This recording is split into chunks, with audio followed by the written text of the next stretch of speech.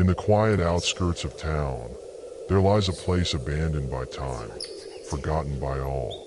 But some places never truly let go. It had been a long time since I'd felt the thrill of exploring abandoned places. A mix of curiosity and a desire for adventure always pushed me toward decaying buildings and forgotten landmarks. When I heard about the old hospital on the outskirts of town, something about it called to me. They said it had been closed for years after a series of unexplained deaths. But the more I learned, the more I realized there were secrets buried deep within its walls. Secrets that no one had dared to uncover. I had been planning this visit for weeks, carefully avoiding the rumors, the ghost stories people whispered about it. I didn't believe in ghosts, not at all. Still, something about this place felt different, as if the hospital itself was waiting for me. It had been abandoned for years, and yet, despite its state of disrepair, it stood tall against the backdrop of the evening sky, like a haunted monument to a forgotten past. It was late in the evening when I finally made my decision. Armed with a flashlight, my camera, and a sense of bravado, I parked my car near the entrance and began my trek toward the hospital.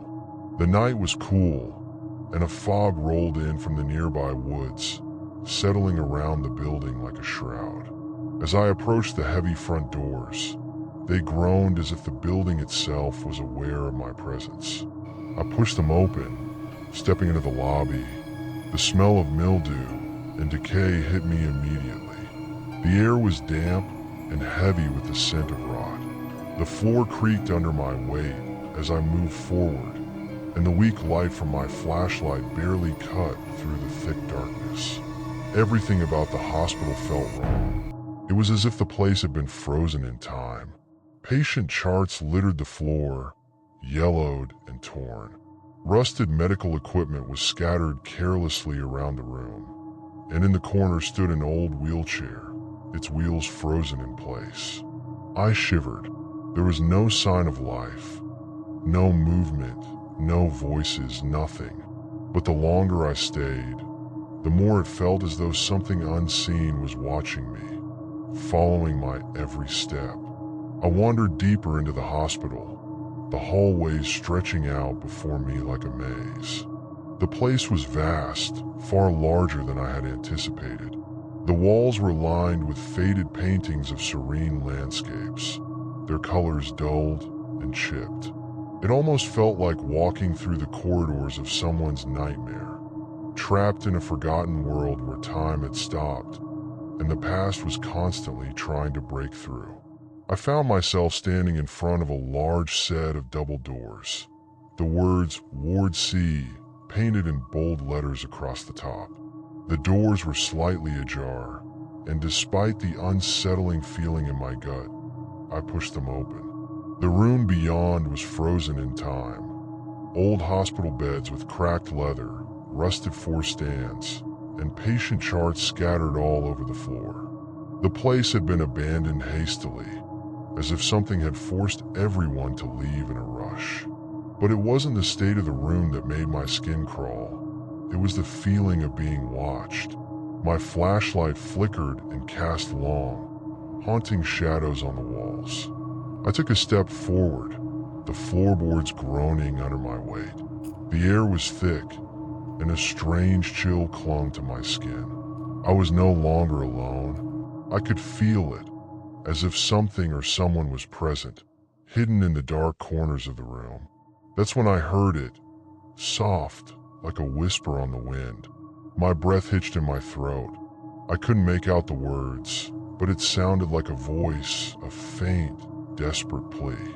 I spun around, the beam of my flashlight scanning the room, but there was no one there. I took a step back toward the door, but it slammed shut behind me with a deafening crash.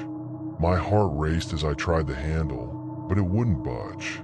Panic surged through me, and I pounded on the door, screaming for help, but no sound came. I was alone, trapped. Suddenly, I felt a presence, a weight in the room, pressing in on me. My flashlight flickered once more, and for a split second, I saw it. A figure standing motionless in the corner of the room. It was pale, its body twisted in an unnatural way, its face a blur of agony and terror. The figure was wearing an old hospital gown, its sleeves tattered and stained. And then it moved. It was slow, deliberate. Its head twisted in a jerky motion as it turned to face me. I couldn't move, couldn't breathe. My mind screamed at me to run, but my legs wouldn't obey. The figure slowly began to move toward me, its feet making no sound as it glided across the floor. My throat tightened as it reached out, its hand trembling in the air. I couldn't see its face clearly, but the eyes, dark, hollow, and empty, stared directly at me. I could feel my heart pounding in my chest, my skin crawling with terror. And then, in a voice that wasn't quite a whisper, but more like a hiss, it spoke. "Help me." I recoiled, shaking my head in disbelief. The figure reached forward, its hand grazing my arm. The touch was cold like ice. I gasped and stumbled backward, slamming into a nearby bed. The figure did not move. It simply stared at me, its expression one of pain, of suffering. It was as though it had been waiting for someone, waiting for me to finally see it. And then it was gone. One moment, it was there, its fingers still outstretched toward me. And the next, it vanished. The room fell silent, as if nothing had happened. The door to the ward opened with a soft creak, and I stumbled out, gasping for air. My body was shaking, my mind reeling from the encounter. I couldn't explain what I had just seen. Was it a trick of the mind? A figment of my imagination? I didn't care to find out. I ran through the hallways, every corner seeming to hide more shadows, more eyes watching me from the darkness. My flashlight flickered one last time before it died completely. In the pitch black silence, I could hear the footsteps again, slow, deliberate, echoing down the hall. They were getting closer.